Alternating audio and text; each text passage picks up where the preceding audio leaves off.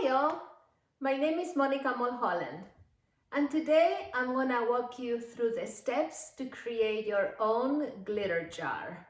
But what is a glitter jar? I have one right here that's already made. Basically, it has water and glitter. And the way it is used is you shake it, and then you can see how it's blurry. So it's used as a metaphor of what happens in our brain when we're too stressed out, when we have too many worries, thoughts happening at the same time. We cannot see clearly, right? It's really difficult to see through the water.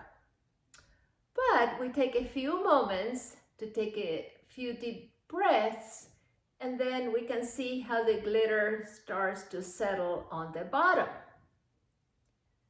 This could show how our mind can become clearer with a little bit of time to ourselves, maybe deep breathing or whatever type of calming, soothing activity you find supportive of your nervous system. It is also used just to relax. So you shake it, and then maybe play music. Maybe you can put some light from your phone, for example, underneath and see it shine through, and just look at it in any way you want to use it. The materials that we need are the following. I have an 8-ounce mason jar. I have glitter glue, which is optional. You can also use clear glue or no glue at all. The purpose of the glue is to make the glitter settle a little more slowly. But if you don't have any glue, it's okay just to use water and glitter. And the glitter comes in different forms. For example, fine glitter, like this, is really fine, finer than sand or even cooking salt. And then what is known as chunk glitter with different shapes.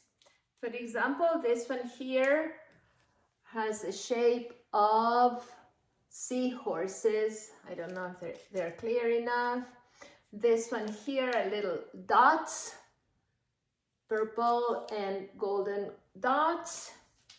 This envelope here has the alphabet. You might not be able to see the letters because they're really tiny, but and sometimes you can have stars, which I used in the model one here, stars. The first step is to put some warm water, maybe 1/3 of the jar full of warm water, and then pick the color you want your jar to be. In this case, I'm gonna pick blue. So I'm gonna pour a little bit of glue, not a whole lot. Last week, we created some with my students, and some of them put a little bit too much glue, and then it took a long time for the glitter to settle on the bottom. So just a little, like this.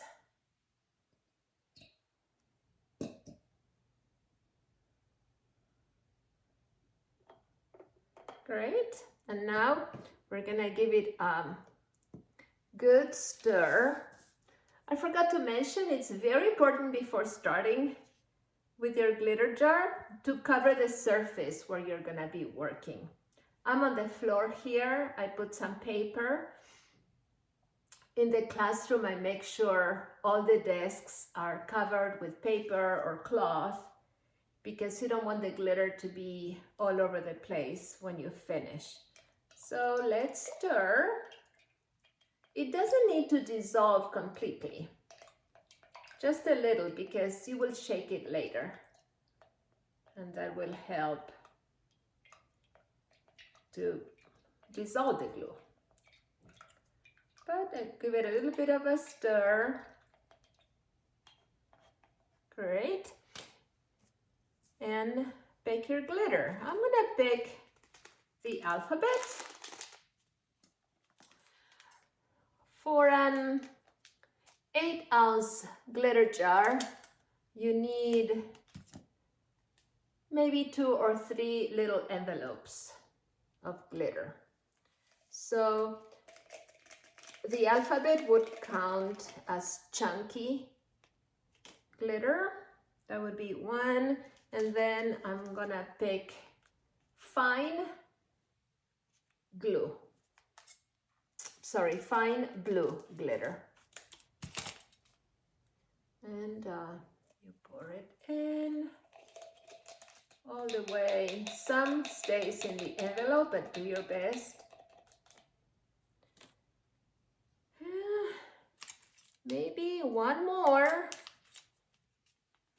These golden and purple dots, I think, would look nice. No more than 3 envelopes per jar, because you really want to have enough water in it. Once you pour all the glitter you want to use, then you fill in the remainder of the jar, leaving space on the top with cold or warm water, it doesn't matter. Leaving space there, and then we close it. This set of jars that I got comes with a sticker for each one. So these are nice because you can write your name, you can write the name of the person you're gifting it to, you can write a little message, or no stickers. Make sure to close it really tightly, like so. And this jar is ready. We shake it,